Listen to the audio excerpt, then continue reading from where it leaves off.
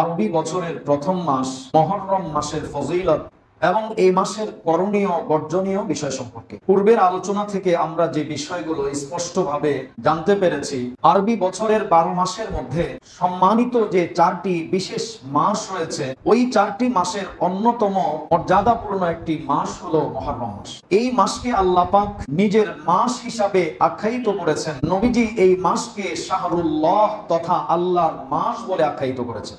এবং এই মাসের রোজা নফল হলেও নবীজির কাছে অন্যান্য মাসের রোজার চাইতে বেশি গুরুত্বের ছিল। নবীজি এই মাসের রোজাকে অন্যান্য মাসের নফল রোজার চাইতে অধিক গুরুত্ব দিতেন।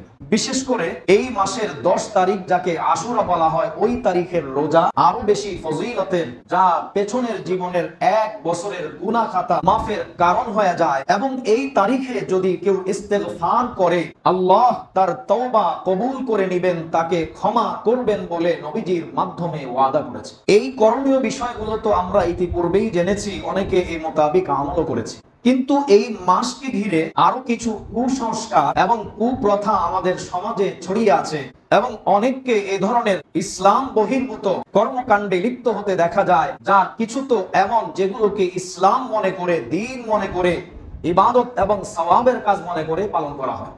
বিশেষ করে আমাদের দেশে শিয়া সম্প্রদায়, ওরা এমন কিছু আচরণ করে যা ইসলামী আকীদার সাথে, ইসলামী আমলের সাথে সম্পূর্ণ সাংঘর্ষিক। ওরা এটাকে ইবাদত মনে করে, নেকের কাজ মনে করে এগুলো পালন করে। বিশেষ করে মুহররম মাস ব্যাপী এর মধ্যে 10 তারিখকে কেন্দ্র করে, আশুরাকে কেন্দ্র করে আরো বেশি করে থাকে, মাতম করে থাকে।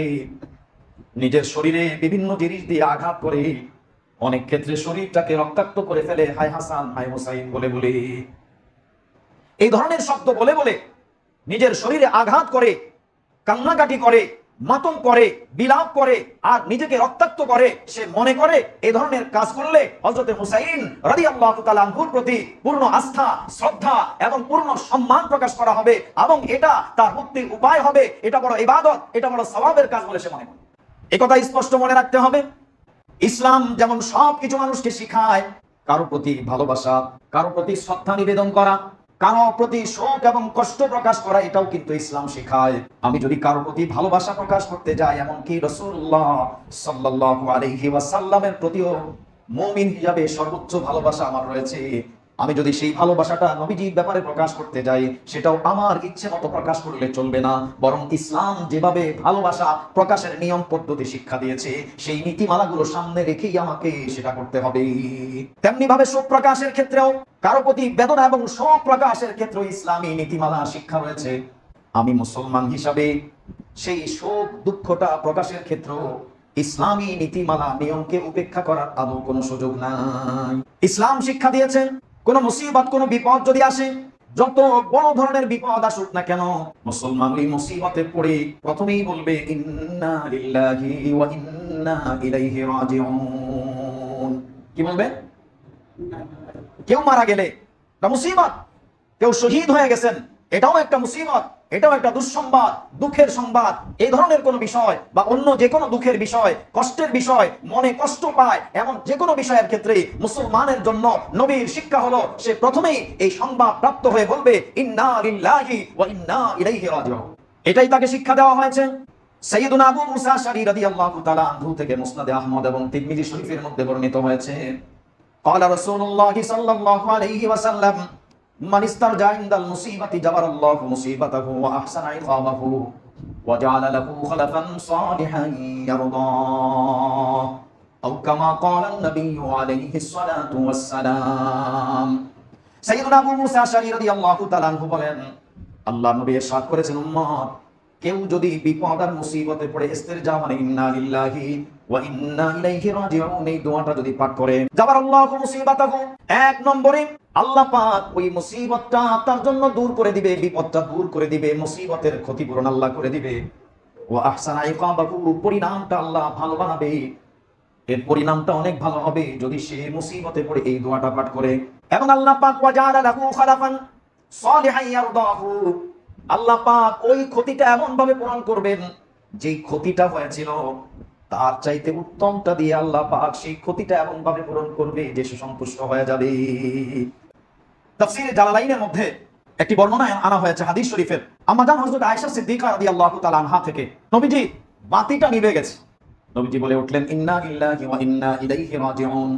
আম্মাজান বললেন ইয়া রাসূলুল্লাহ, এখানে তো বিপদ মুসিবতের কোনো কিছুই দেখলাম না, একটা বাতি তো মাত্র নিভে গেল, এতটুকুই তো।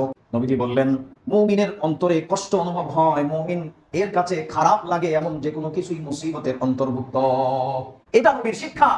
ছোট হোক বড় হোক, যে কোনো বিপদ মুসিবত যেটা কষ্টের কারণ, যেটা আমার কাছে কষ্ট বলে মনে হয়, খারাপ লাগে, এমন সবকিছুর ক্ষেত্রে, এমন যে কোনো অপছন্দনীয় বিষয় আমার আসলেই আমি এর সম্মুখীন হলেই বলবো ইন্না লিল্লাহি ওয়া ইন্না ইলাইহি রাজিউন। ফলশ্রুতিতে আল্লাহ আমার বিপদ দূর করে তো দিবেনই, বরং আমাকে উল্টা এর পরিবর্তে এমন উত্তম জিনিস তিনি দিয়ে দিবেন যার কারণে আমি খুশি হয়ে যাব, আনন্দিত হয়ে যাব। হযরত উম্মে সালামা রাদিয়াল্লাহু তাআলা আনহা, ওনার স্বামী ছিলেন আবু সালামা রাদিয়াল্লাহু আনহু, যিনি আল্লাহ নবীর একজন সাহাবীও ছিলেন। নবীজির কাছ থেকে এই শিক্ষাটা তিনি গ্রহণ করে হযরত উম্মে সালামা রাদিয়াল্লাহু তাআলা আনহাকেও শিখাইছিলেন। হযরত উম্মে সালামা রাদিয়াল্লাহু আনহা বলেন, আমার স্বামী আবু সালামার যখন ইন্তেকাল হয়ে গেছে, ওই শিক্ষা যেটা নবীজির কাছ থেকে ওনার মাধ্যমে পেয়েছিলাম, আমি তখন এটাই পড়েছিলাম ইন্না লিল্লাহি ওয়া ইন্না ইলাইহি রাজিউন। আমি ওইটাই পাঠ করেছিলাম। ফলাফল এই দাঁড়ালো, আমার স্বামী আবু সালামার ইন্তেকালের পরে এক পর্যায়ে এসে আল্লাহ নবী সাল্লাল্লাহু আলাইহি ওয়াসাল্লাম আমাকে বিবাহ করলেন। আল্লাহ পাক আবু সালামার চাইতে নিঃসন্দেহে উত্তম ব্যক্তি আমার জীবনে জুটায়া দিলেন।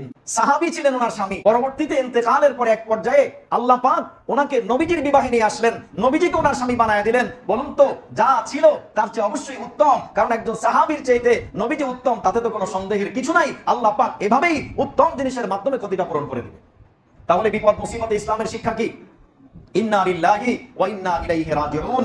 এটা পড়া, এটা হচ্ছে ইসলামের শিক্ষা।